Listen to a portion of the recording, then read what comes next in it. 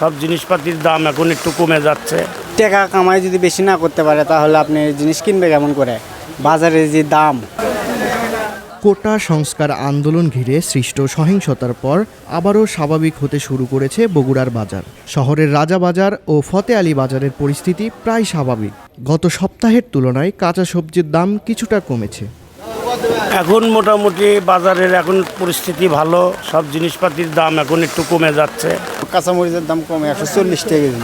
ওই সপ্তাহের চেয়ে এই সপ্তাহে অনেকটা দাম কম। আলু 55, ওই আলু আপনার 65, পটল 30, 40, বেগুন 80।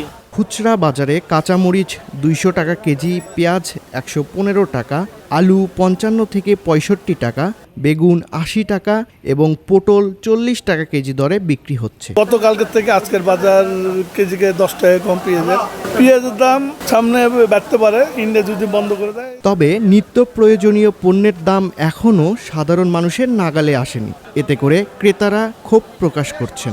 টাকা কামাই যদি বেশি না করতে পারে তাহলে আপনি জিনিস কিনবে কেমন করে? বাজারে যে দাম।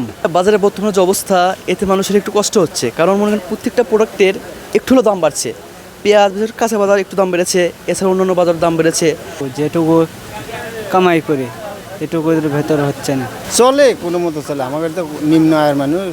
বাজার পরিস্থিতি স্বাভাবিক রাখতে সরকারের তদারকি ও পণ্য আমদানির কথা বলছেন ক্রেতা ও বিক্রেতারা।